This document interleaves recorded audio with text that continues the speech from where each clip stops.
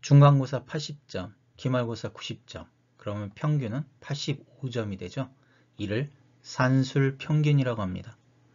집에서 A지점까지 10km를 가고 다시 B지점까지 20km를 갔다면 이 두 구간에 대한 평균은 다음과 같이 10과 20을 더해서 2로 나누어 15km가 되죠. B지점에서 나머지 목적지까지 60km를 갔다고 한다면 세 구간에 대한 평균은 10 더하기 20 더하기 60을 3으로 나눈 30km가 됩니다.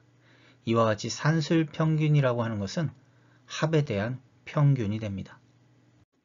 첫 번째 구간은 10km, 두 번째 구간은 20km. 그렇다면 2배가 증가했습니다.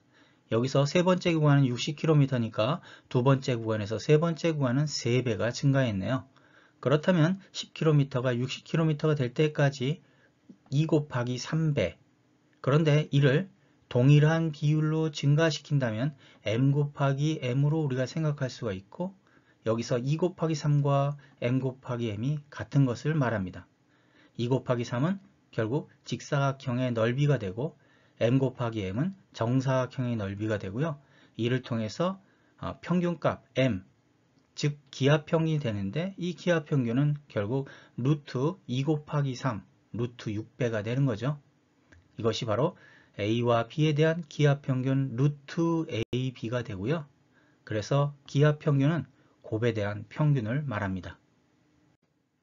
AB가 양수일 때 산술평균이 기하평균보다 크거나 같음을 증명하려면 이 부등식이 참이라고 가정하고 큰 식에서 작은 식을 빼야 되는데 근호가 있기 때문에 제곱을 해서 빼줘야 되겠죠.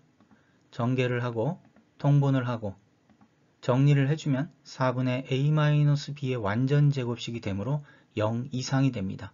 등호는 a와 b가 같을 때가 되겠죠. 이렇게 해서 산술평균이 기하평균보다 크거나 같음을 증명할 수 있고 이를 산술기하평균 공식이라고 합니다.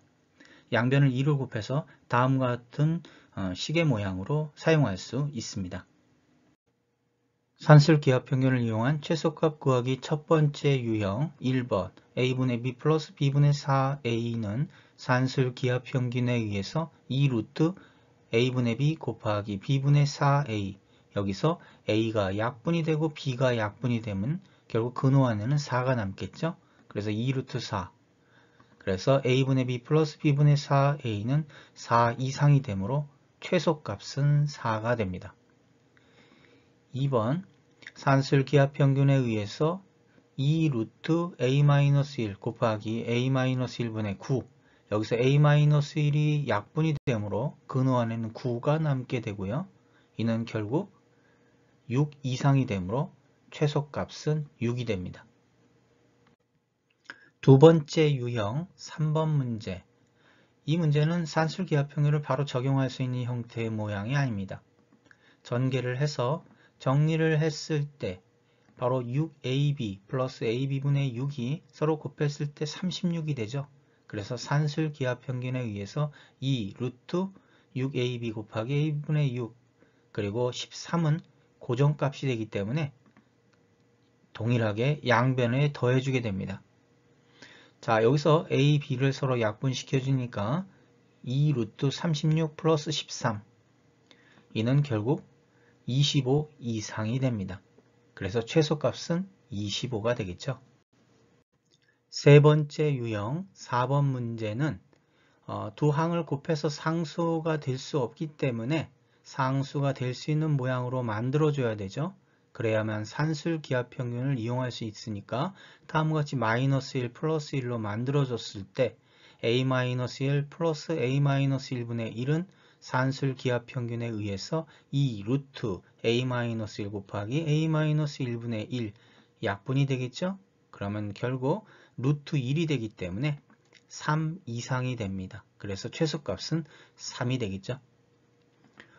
5번 문제에서는 4a 플러스 1을 2a-1의 모양을 만들기 위해서 다음과 같이 2에 2a-1 플러스 1 그리고 플러스 1로 나타내고요.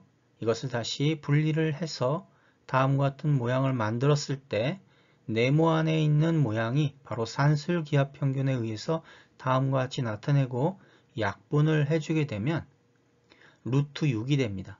그래서 결국 2 루트 6 플러스 3이 되겠죠. 그래서 2 루트 6 플러스 3 이상이 되므로 최소값은 2 루트 6 플러스 3이 됩니다. 산술기하평균과 합과 곱의 관계 1번 2a 플러스 b는 6일 때 a, b의 최대값은 그럼 먼저 2a 플러스 b를 산술기하평균에 의해서 2 루트 2a 곱하기 b로 나타낼 수가 있고요. 2a 플러스 b는 6이 될 테고 그 다음 2 루트 2 곱하기 루트 ab가 되죠. 양변을 2 루트 2로 나눠주게 되면 다음과 같은 모양이 되고 좌변은 결과적으로는 루트 2분의 3이 되죠.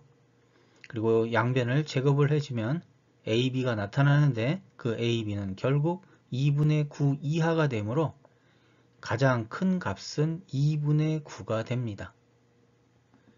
2번 문제 A제곱 플러스 B제곱이 8일 때 AB의 최대값은 그럼 먼저 A제곱 플러스 B제곱을 산술기하 평균에 의해서 다음과 같이 나타낼 수가 있고요. 근호 안에 있는 A제곱 곱하기 B제곱은 그냥 AB가 될 테고 그래서 AB는 4 이하가 되기 때문에 가장 큰 값은 4, 그래서 최대값은 4가 됩니다. 산술기하평균과 곱과 합의 관계 1번 AB가 1일 때 3A 플러스 2B의 최소값은 그러면 3A 플러스 2B를 산술기하평균에 의해서 다음과 같이 2 루트 3A 곱하기 2B 정리를 해줬을 때 AB가 문제에서 1이라고 가르쳐 줬기 때문에 2 루트 6 이상이 됩니다. 그러므로 최소값은 2 루트 6이 되겠죠. 두 번째, AB가 6일 때 4A 플러스 3B의 최소값은 4A 플러스 3B를 산술기하평균에 의해서 2 루트 4A 곱하기 3B 정리를 해주면 2 루트 12AB가 되는데 AB가 6이므로 6 루트 2, 거기다 2를 곱하니까 12 루트 2 이상이 되므로 최소값은 12 루트 2가 됩니다. 산술기하평균과 합과 합의 관계의 풀이는 크게 두 단계로 분리해서 봐야 합니다. 1번 3a 플러스 b는 2일 때 그러면 3a 플러스 b를 산술기하평균으로 다음과 같이 나타내고 3a 플러스 b가 2가 되고요. 양변을 2 루트 3으로 나누고 그리고 제곱을 해주면 ab는 3분의 1 이하가 됩니다. 문제에서 a분의 1 플러스 b분의 3의 최소값을 물어봤는데 통분하는 과정 속에서 3a 플러스 b가 다시 나타나게 되고요. 이를 2로 놓으면 ab분의 2가 되겠죠. 그럼 앞서서 ab가 3분의 1 이하였는데 이를 역수로 해줄 때 결국 a분의 b가 될 테고 부등호 방향은 반대로 바뀌게 됩니다. 그래서 ab분의 2라고 하는 것은 결국 6 이상이 되겠죠. 그러므로 최소값은 6이 됩니다. 2번 문제에서 3a 플러스 b가 2일 때 산술기하평균으로 다음과 같이 나타내고 그 다음에 문제에서 물어본 루트 3a 플러스 루트 b의 최대값 직접 구할 수 없기 때문에 이를 전체를 제곱해 줍니다. 전개를 해주고요. 여기서 다시 3a 플러스 b가 나타나므로 2로 놓고 그리고 앞에서 우리가 정리했던 2 루트 3ab 이를 좀 보기 좋게 위치를 좌변 우변 바꿔서 다음과 같이 나타내주면 문제의 식은 결국은 2 플러스 2 이하가 되죠. 즉 4 이하가 된다는 뜻이 되고 여기서 양변을 제곱근을 취해주면 문제에서 물어본 루트 3a 플러스 루트 b의 최대값은 2가 됩니다.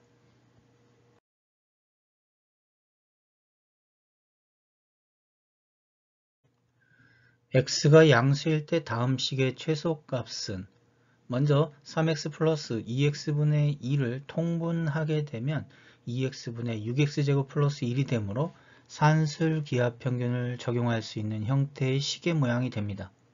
그래서 이 루트 그리고 여기서 약분해주고 또 약분을 해주면 2분의 4, 즉 2가 되겠죠.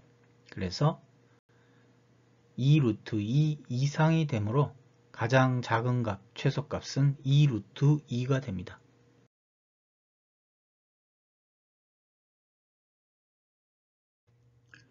원식을 다음과 같이 두 개로 분리해서 보고 a제곱 마이너스 6a를 완전 제곱식으로 다음과 같이 만들기 위해서 9를 더하고 빼죠. 그리고 산술 기하 평균에 의해서 a-3의 완전 제곱식 플러스 2 루트 a분의 9b 곱하기 b분의 4a 마이너스 9가 됩니다. 정리를 해주면 다음과 같이 될 테고요. 최소값이라고 하는 것은 결국 산술 기하 평균에서 다음과 같이 a분의 9b와 b분의 4a가 같을 때 그리고 완전 제곱식이 0이 되어야 하므로 a가 3이 되겠죠. 그럼 결국 b는 2가 되고 m과 n의 값을 다음과 같이 구하고요. 원식의 최소값은 결국 3이 됩니다. 이를 통해서 KMN의 합은 8이 되죠.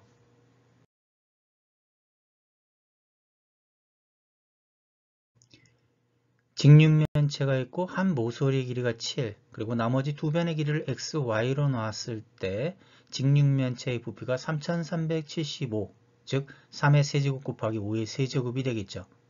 그리고 대각선의 길이의 최소값을 물어봤습니다. 여기서 7의 제곱 플러스 x의 제곱 플러스 y제곱은 산술 평균으로 그에 대한 기하 평균은 다음과 같이 나타낼 수가 있고 7의 제곱 곱하기 x제곱 곱하기 y제곱을 묶으면 7xy의 제곱이 되는데 7xy라고 하는 것은 결국 직육면체의 부피가 되겠죠. 그래서 3의 세제곱 곱하기 5의 세제곱으로 나타낼 수가 있고 지수법칙에 의해서 세제곱과 제곱의 위치를 다음과 같이 바꿀 수가 있고요. 세제곱 근호 안에 있는 세제곱은 근호가 사라지게 됩니다. 그래서 결국 3의 세제곱 곱하기 5의 제곱이 바로 7의 제곱 플러스 x의 제곱 플러스 y제곱의 최소값이 됩니다. 그래서 결국 대각선의 길이의 최소값이라고 하는 것은 다음과 같이 나타내고 15 루트 3이 바로 최소값이 됩니다.